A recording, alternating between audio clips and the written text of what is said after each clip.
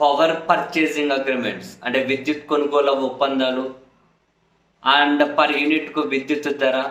ఈ పదాలు ఆంధ్రప్రదేశ్లో రాజకీయాల మీద కాసింత అవగాహన ఉన్న వాళ్ళకు ఎవరికైనా కూడా రెగ్యులర్గా వినిపిస్తూ ఉన్నాయి. కనీసం ఈ 10 సంవత్సరాల్లో ఆంధ్రప్రదేశ్ విభజింపబడిన తర్వాత రాజకీయాలు గమనిస్తున్న వాళ్ళకు ఈ పదాలు చాలా సుపరిచితమే. లేదు కనీసం ఈ 5 సంవత్సరాల రాజకీయాలు గమనించిన పవర్ పర్చేసింగ్ అగ్రిమెంట్, విద్యుత్ కొనుగోలు ఒప్పందాలు ఇవన్నీ కూడా అర్థమవుతాయి. జగన్మోహన్ రెడ్డి గారు ముఖ్యమంత్రిగా అయిన కొత్తలో తాను తీసుకున్న ఒక నిర్ణయం, ఆ నిర్ణయం మీద కేంద్ర ప్రభుత్వం నుంచి కూడా జగన్ గారి మీద ఒత్తిడి రావడం, వేరే దేశాలకు సంబంధించిన రాయబారులు కూడా దీని మీద స్పందించడం, జగన్ గారి మీద ఒత్తిడి తీసుకొచ్చే ప్రయత్నం చేయడం. మనం ఈ అంశం మీద చాలాసార్లు మాట్లాడుకున్నాం, గుర్తుందా? పవర్ పర్చేసింగ్ అగ్రిమెంట్స్ దేనికోసము? జగన్మోహన్ రెడ్డి గారు విద్యుత్ కొనుగోలు ఒప్పందాలను సమీక్షించాలి. 2014 నుంచి 19 వరకు చంద్రబాబు నాయుడు గారి హయాంలో 25 సంవత్సరాలకు ఒప్పందాలు కుదుర్చుకున్నారు. పర్ యూనిట్ ₹5.90 పెట్టి యావరేజ్గా. సో రాష్ట్రం మీద భారీగా భారం పడబోతూ ఉన్నాయి. ఆ తర్వాత ఇవి రేట్లు తగ్గుతూ పోతాయి, కానీ ఇంత స్టాండర్డ్ రేటుకి చాలా భారం అని చెప్పి జగన్మోహన్ రెడ్డి గారు పవర్ పర్చేసింగ్ అగ్రిమెంట్స్ రివ్యూ కోసం పూనుకున్నారు. చివరికి న్యాయస్థానాలు ఇది ఒక పెద్ద తతంగం అయితే నడిచింది, అది హోల్లోకి వెళ్ళిపోయింది. అవునా?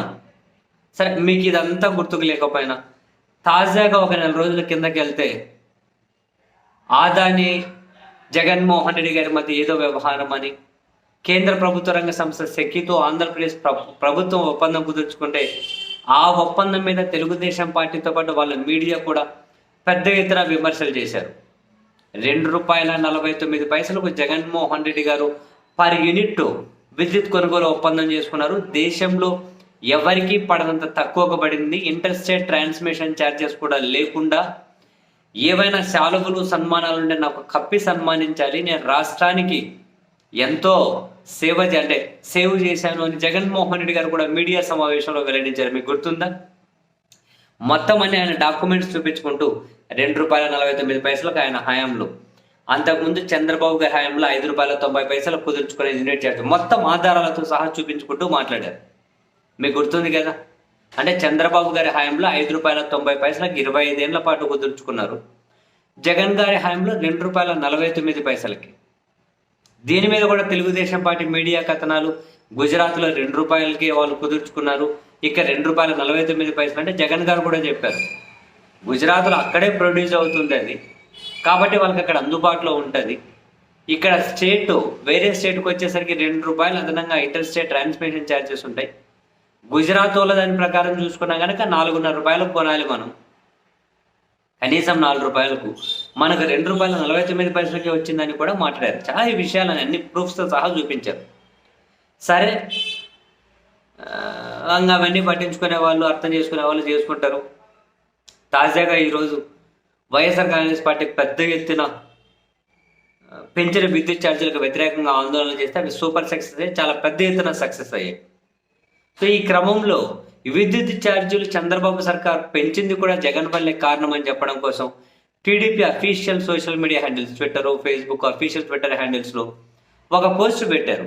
చంద్రబాబు గారి హయాంలో ₹4.61 పర్ యూనిట్ కొన్నారట. జగన్ గారి హయాంలో ₹7.61 ఒక యూనిట్ కొన్నారట. సో ఈ ఛార్జీల పెరుగుదల జగన్ వల్లనే, జగన్ నిలదీయండి అని పోస్ట్ పెట్టారు. ఈ పోస్ట్ చూడగానే నాకు ఆశ్చర్యం అనిపించింది. అధికారంలో ఉన్న పార్టీ ఈ విధంగా ఏ స్థాయి వరకు అయినా వెళ్ళి దుష్ప్రచారం చేయొచ్చా? ఏదో నమ్మే జనాలు ఉంటారు, చూసే జనాలు ఉంటారు, మనం ఏం చెబితే అది ప్రచారం చేయడానికి మన దగ్గర మీడియా, సోషల్ మీడియా వాళ్ళు ఉన్నారు, జనాల్లోకి ఏదో విధంగా ఎక్కించేస్తారని చెప్పి నమ్మకమా? నాకు ఆశ్చర్యం అనిపించింది. ఎందుకని? జగన్ ₹7.61 కొన్నది నిజమైతే మీడియా సమావేశం పెట్టండి, చంద్రబాబు గారే పెట్టండి, సీఎం గారే ఆ వివరాలు బయట పెట్టండి, ఆ కుదుర్చుకున్న ఒప్పందాలు బయట పెట్టండి.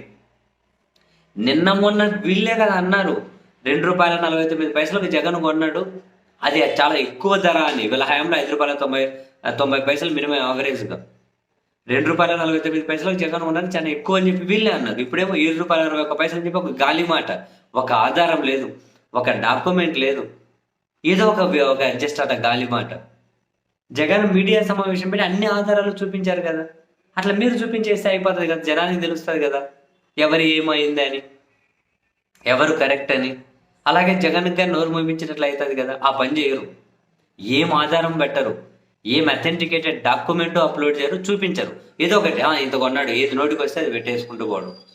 వాళ్ళు పెట్టిన పోస్టుల కిందనే నెటిజన్స్ అయితే తీవ్రంగా తిడుతున్నారు. నోరు తెరిస్తే జగన్, నోరు మూస్తే జగన్, కూర్చుంటే జగన్, మీ చేతగానే అంత రానిపోయి ఆయన మీద నొప్పుతూ ఉన్నారా మీరు? ఏ డాక్యుమెంట్లు చూపించండి, ఎక్కడ కుదుర్చుకున్నారు?